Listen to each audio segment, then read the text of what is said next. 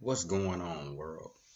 It's your boy Inspires the Block, and this is another episode of Correct the Felon. If I'm not mistaken, I think this is the fifth one, and I thank you guys for tuning in each week.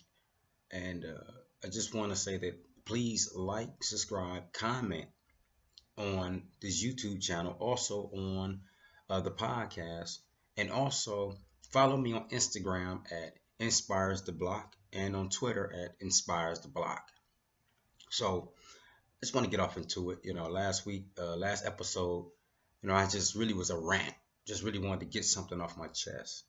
And in this week, I'm just gonna get some information, some content on what you need to do to be successful in making this transition corrected, from convicted felon to corrected felon. And one of the things that bothers us the most, one of the things that hinder us the most, and one of the things that continue to set us back as convicted felons and not being successful, not making this transition, is we have a warped perception of reality. Like we try our best to come back into society with the same thinking that we left with it, as if it's going to work again. And time again, this is the thing that has hindered us and it's caused us to set back because we don't have a proper perspective on reality. And what do I mean by that? What do I mean by not having a proper perspective of reality? Well, we tend to think that the world has stayed the same when we left it, when in essence, it continued to evolve, it continued to transform and turn into something new. And so what we try to do is place that old thinking in a new world. And 9 times out of 10, it doesn't work. This is why the recidivism rate is so high, because we continue to try to put that same thinking in a new world when it's going to continue to fail us all the time. Even the way that we look at situations with our parole officers or probation officers, like we go into those situations confrontational, thinking that they're automatically against us, when in essence the rules that they are applying to your life are to allow you or to help you to stay free. They're not there to make you go back to prison or make you have a probation violation. They are there to keep you on the right track so that you won't go back to prison, so that you won't have a probation violation. And it's just the way that we look at it. It's just all in the perspective in which we look at situations, the way that we respond to them. We respond to them very emotional and irrational. And a lot of times this is the reason that we end up going back to prison, or we end up having some kind of probation violation. So what we need to do is start to look at the world in a different light, in a different viewpoint, from a different viewpoint. And that is one of thinking right. That is one of being successful. Like you can't continue to think that your old way of thinking is successful, or it has got you to a different space in life to where you're comfortable. So what you have to do is to encounter new situations with a new thought pattern, a new mindset, so that you can be successful and break the cycle of repeating the same behavior over and over and over again. Like I'm a firm believer that criminal justice reform starts with the criminal, not with the politician. Of course that'll work. Of course that would help, to lift some of these burdens off us when it comes to employment, when it comes to housing, when it comes to student loans, when it comes to voting, when it comes to a lot of things that allow us to be a part of the society. Yeah, the politicians can help with that. But if you don't change your way of thinking on how you respond to situations, it's all for nothing.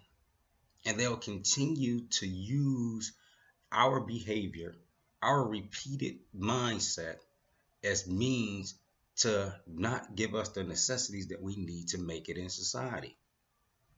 Like, if you're going to be a drug dealer, at least be a successful one at it. Don't get it twisted. I'm not advocating for the use or sale of drugs. But for the most part, the average drug dealer is not successful. So if you can't be successful at it, let it go. Stop it. Do something different. Like I talked about in a couple episodes ago, where you have to do what you can till you can do better. So that means if you have to start off at a McDonald's job, don't go into it with the mindset, man, this is McDonald's. No, go into it with the mindset, this is a job. I got the money coming in. When you go visit your PO or parole officer, go into the mindset that just he or she is not really against me, but understand that the rules are there for a reason. You know, come into the mindset that you're going to do better. You're going to do right. You're going to make yourself accountable. You're going to be responsible. And you're not going to just live for you. This is having a warped perception when everything is about you. If you have children, what about them? If you have a spouse, what about them? If you have a mother and father, what about them? Because they carry that burden when you're incarcerated. That ain't comfortable. It ain't easy for them either. So you have to, not always think about yourself and be so selfish when you're out here trying to do the right thing. You have to put them somewhere in your thinking to understand, for you to understand, like, hey, this is bigger than just me. So that's what I'm saying. You have to have the right mindset when you're going into these situations. Like for example, with me, when I was on parole, my PO told me that she had a zero tolerance for guns and drugs. She said she had zero tolerance, meaning that if I ever got caught with any one of the two, I was going back. But in my thinking, it was like, okay, that's easy. I can stay away from that. That's it. That's the requirement. Cool. In which I did. I did 2 years on parole. Never got caught around drugs or guns and never got caught with it. Because that's something I knew that I could do. Plus, at the same time, I didn't want to go back. I didn't want to go back to prison. I was done with that. Just like I have been for the past 6 years. I'm done with that. I've been off parole for what? 4. I'm done with all that. Now I'm down here in Atlanta, Georgia. I'm born and raised in Flint, Michigan. Shout out 810. But I had to do what's necessary to make sure that I'm putting myself in a better space of life and I'm continually advancing. But it's all about how I look at the world.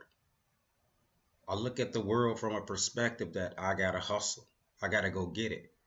And I'm not going to do it by any illegal means. No, I'm not doing that one. I'm cool. Because I believe that I got gifts, skills, and talents that's going to take me to the next level. And you have to look at yourself in the same light. Like I got gifts, skills, and talents that I can use to put myself in a better space. Because you do have it. You're not just a convicted felon. That's why it's entitled corrected felon. You correcting all those, yeah, you're always going to have that felony title. Always going to have it. Never going to get rid of it. But you can be a corrected felon. You can show yourself approved. You can become accountable. You can make contributions to the society. You can become a better person. You can do all that. You just got to have the right mindset for it. And you got to want to do it. It got to be in your heart. It's not hard. It has some difficulties because change is always difficult. But if you decide to make the right choices in life, then it'll be a lot easier for you.